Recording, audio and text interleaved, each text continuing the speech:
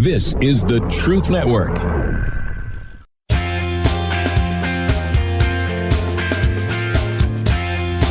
With all the talk about Iran, Persia, all the unrest, all the bombs, all the protests, the nuclear conversations with our government, wouldn't it be cool if we just talked to someone who is actually a princess of Iran? She is standing right next to me. You've heard her before. She's an amazing book called Identity Unveiled, A Daughter of the King of Kings. But Shireen Gentry, when you hear Iran in the news, you get excited. Your blood starts kind of flowing a little bit, and you know the temperature raises. Tell everyone why. Well, it's circumstantial evidence. I always say that. Circumstantial evidence that my father was the last Shah. Again, not definitive proof, but all circumstantial, and I put the pieces of my puzzle together in the summer of 2017 and 2018. And this isn't just conspiracy or fodder for the water table or water cooler. Like, there's a book that you wrote that I opened with, Identity Unveiled. I mean, that's the whole point of your book, and there's pictures in there of you and the royal family and all that. Yes, not together, but one side by side I put in there. So the title has a double meaning. Identity Unveiled, Daughter of the King of Kings, which means Shah, the last Shah. But then the rest of the book is faith-based about the identity, in my opinion, that matters the most, which is my worth and my value being bestowed by the King of Kings, the Creator. Isn't that something? Someone could go through life totally being defined by the potential that they are like royalty, but your identity is based on true royalty from the King of Kings, huh? Yes, the same identity that I share with you, Stu, and that I share with other followers of Christ. That's the identity that matters. Well, this is big time. You got a message to me earlier to pray for you. You did a big TV interview. You've got all the people calling you. We're standing next to a pastor's wife. Now, we interview pastors all the time. I've interviewed your pastor before in the neighboring coffee shop. We're in this City Lights church, and there's a little echo in here. I can't hear you. There's an echo. Sorry, Pastor. Miriam McCarthy, you're having this young lady speak to your women. Can you talk about that and why that's important for them to come out to this, and give the date too for those that are able to make it within our, earshot of our radio signals? We have signals all over the country. A lot of folks listen, and we want to get them connected to your book and get them to your messages. But Miriam McCarthy, you're having a women's event. Why did you invite her? And talk a little bit about this and why the importance of it. Okay. Well, Shireen and I are friends now, and I really have come to respect her and love her. And so next Friday night, February 20th, she's coming to speak at our women's event that we have here at City Light Church. And she will be talking about resiliency and bend, don't break, right, under trial. And I know a lot of us go through many trials, and we need to learn how to respond to trials biblically and through Christ's help. And so she's going to come help us to learn about that a little bit more. Without telling the whole talk, give us a few little quick previews of that message. Sure. Because we drop sound bites on shows like this, and people are like, oh wow, she's likely connected to royalty from Iran. She's written this book. But there's a lot of tough stuff in there, like getting to where you are today, family, going way, way back. Can you talk about that as a little preview for those that want to come hear your message that night? Sure. Well, it's a discovery that I made in my mid-50s. So my adoptive family kept clues that I had not paid attention to, and in the 16 years that they had been gone. And so I began to piece it together for the first time. And the framework for my book, and I'm springboarding from concepts in my book for my talk on the 20th, my belief system in God had to change. Because my family of origin, I grew up with some things. It's taken me a lifetime to come full circle with it. But my belief in who God was in my narrative, in my story, had to change, because I'd gone to a Christian school, I'd gone to church twice a week, and so doing the actions, God said, no, that doesn't matter.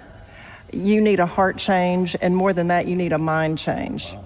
And so that became foundational for the message that I still like to share now. Wow. And Miriam, as a pastor's wife, mother of boys, this identity thing, it's not just with women. Sometimes, well, she wrote a book, a women's book, but really this thing goes across all spectrum because so often we find our identity in things that don't really matter or last. Mm-hmm. Yes, that's very true. And even with my sons and as a pastor's wife, like so many situations, so many things that we are dealing with, we just have to remember that Christ is our Father. He is the one that is our true identity if we're a follower of Him. And so we just love that Shireen's going to come and talk about that a little bit more. And that's kind of where you end up. I mean, that's kind of like, that's like a pretty cool altar call, because that's kind of how your soul, what is the point that brought your soul to that reality of whose you are versus who you are? Well, God had to touch a painful part of my heart that I had kind of buried for years and years and years. He ripped the Band-Aid off of it. And so I started to take inventory internally, which meant changing my belief system. And so for months, I pored over scripture, and my thinking of who God was and who I was had to change. I go into the details of that specifically in my book, but for my life, He had to get to a place of past pain for me to be fully healed and know where my worth and value came from. Give the title of the book one more time, and folks can find out more about that and all your stuff, your good ministry work and all that. Yeah, the name of the book is Identity Unveiled, Daughter of the King of Kings. You can find it on Amazon for $12. I also have a podcast by the same name. Okay, and if you think she's talented, she's got a talented family, sons. I know Austin pretty well. What a godly man in ministry. And your husband's like this award-winning dentist. Everyone has to know a good dentist, right? So absolutely. What a blessing. Your whole family's been to so many people. You're speaking to this church. Miriam, shameless plug for the church and the event one more time for folks that can get out to this in High Point, North Carolina, kind of the middle of North Carolina. So folks can get here from just about anywhere on the southeast. You probably can plug in online if you can't get here in person.